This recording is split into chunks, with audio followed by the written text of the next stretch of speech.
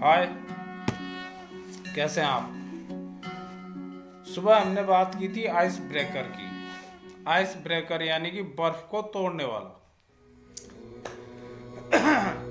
और हमने जिस बर्फ की बात की थी वो बर्फ कोई ये नहीं थी जो फ्रिज में जमती है या हिमालय पर्वत के ऊपर मिलती है।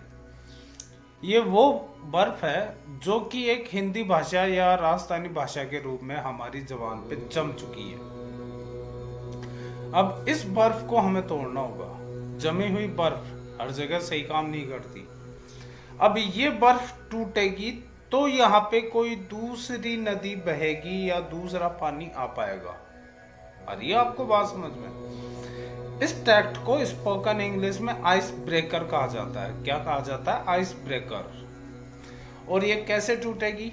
छोटे छोटे शब्दों से। आप रोजाना 2, 4, 3, 5, 10, 20, 30 ऐसे कुछ वर्ड्स आप काम में ले सकते हैं जो आइस ब्रेकर का काम करेंगे, है ना। अपनी जबान पे बार बार, एक बार नहीं, 2 बार नहीं, 3 बार नहीं, बार बार दोबारा कई बार वही शब्दों को रिपीट करें, जिससे कि एक तो आपकी आवाज है ना, जो आपकी साउंड है, इसके ऊपर से वो बर्फ पड़ना चालू हो जाएगी।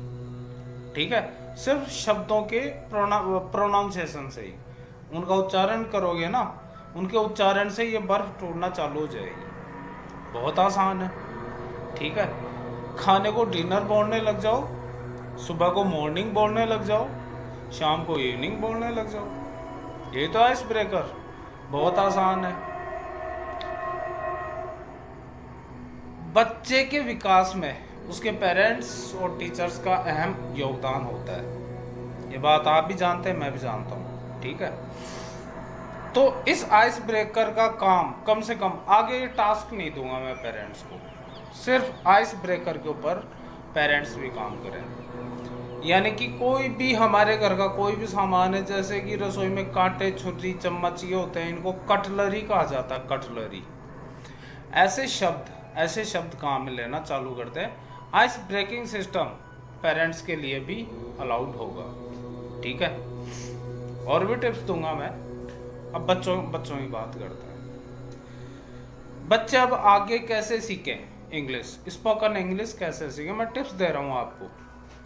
हालांकि ये जो आप मेरे सामने कॉपी देख रहे हैं, रफ कॉपी है, सादा सी 20 रुपए की है, बट 20 लाख रुपए का ज्ञान छिपा हुआ है इसमें। मैंने रेडी किया, अभी 2 टॉपिक्स पे पहुंच पाया हूँ। इसके कम से कम 10 से 12 टॉपिक्स रहेंगे और फुल प्रूफ स्पोकन इंग्लिश के ऊपर है। ठीक है, इसके अकॉर्डिंग बच्चे को सबसे पहले एक बार तो आइस ब्रेकर तो उसको भी चाहिए।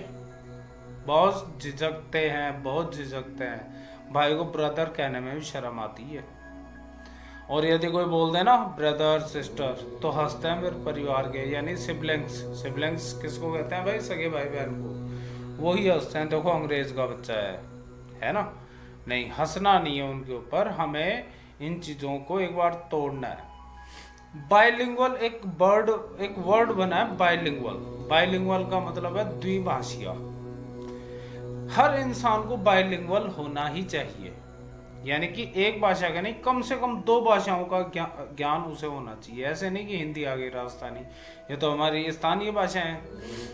एक फॉरेन लैंग्वेज आनी ही चाहिए। और आगे आप उसके आगे 5 सीखे, 10 सीखे, एक बार 2-3 भाषाएं सीख जाते हो ना आप, 2 भाषाएं सीख जाते हो, तो तीसरी, चौथी, 5वीं में दिक्कत नहीं आती, क्योंकि ग्रामर सब में सेम है। वर्डिंग बस कुछ वर्ड्स होते हैं, वर्ड्स को आपको चेंज करना होता है। ठीक है, आप कोरियन भी सीख सकते हैं, चाइनीज भी सीख सकते हैं, जो मंदारी लैंग्वेज है, हमारी देवनागरी हिंदी लिपि है ना। इस तरीके से अगला स्टेप क्या हो? अब बच्चों को सेंटेंस मेकिंग सिखाएं, छोटी इंपेरेटिव सेंटेंस हुआ करते हैं। छोटा सा वीडियो बनाऊंगा, थोड़ी सी बात करूंगा, बाकी बातें दूसरे वीडियो के अंदर। इंपेरेटिव सेंटेंसेस आप काम में लेने लग जाएं बच्चों के सामने। जैसे इंपेरेटिव का मतलब होता है आदेश, आदेशात्मक वाक्य। आदेश तो देते ही रहते हो ना छोटे बच्चों को, अरे पानी का गिलास लेके आ, कैट बंद कर दे, वहां बैठ जा, अंदर आ जा, अपना बिस्तर लगा, अपने जूते की लैस बांध, बोलते रहते हो ना। इसका कुछ भी नहीं है। मैन वर्ब की first form man verb, verb डरो मत, घबराओ मत पेरेंट्स लोगों, घबराओ मत। जो काम आप करते हो ना, जो काम आप करते हो उसको इंग्लिश में वर्ब कहते हैं, वर्ब। सुबह से लेकर शाम तक कितने काम करते हो? आना जाना, रोना धोना, हंसना कूदना, बैठना, बात करना, चांटा मारना, गालियां देना, बुराई करना, चुगली करना, ये सारे काम करते हो ना। ये सारे काम ही क्या कहलाते हैं इंग्लिश में? इनको कहते हैं वर्ब। तो आपको एक तो वो काम है ना, उस काम का को इंग्लिश में जो कहते हैं सबसे पहले लिखना है, फिर बचे हुए एक दो शब्द बोल दो। गेट बंद कर, तो क्या बोलोगे? सीधे तो काम, काम क्या करना है? बंद करना, यानी कि इंग्लिश में कहते हैं बंद करने को क्लोज। तो सीधे बोलो क्लोज द डोर। बैठ जाओ, काम क्या हुआ? सिट, यानी कि सिट डाउन, नीचे बैठो। खड़े हो, काम क्या है? स्टैंड। और दूसरा शब्द क्या हुआ? Up, stand up. जूते की लेस बांधो, काम क्या हो रहा है? बांधना, न कि लेस। काम क्या हो रहा है? बांधना। बांधने को क्या कहेंगे हम? यहाँ लेस ही कहेंगे। Lace your shoes, make your bed, bring me a glass of water, wear your shirt inside out, अपनी शर्ट को सीधे पहनो। इस तरीके से इंपेरेटिव सेंटेंसेस काम में लेने लग जाओ। धीरे धीरे भगत सिंह चौधरी, आपका अपना इंग्लिश ट्यूटर, एजुकेटर, आपको समय समय पे टिप्स देता रहेगा। और बच्चों को अच्छी स्पोकन इंग्लिश सिखानी है तो मुझसे संपर्क कीजिए। मैं शीघ्र ही मेरा पूरी फुल स्टडी चालू है और जीवन भर हम इंग्लिश ही पढ़ाएंगे, ठीक है।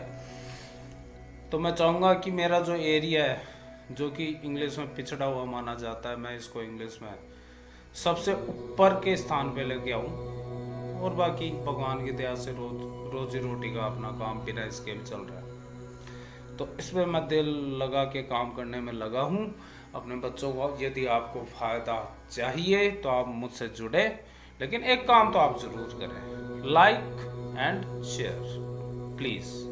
Okay bye.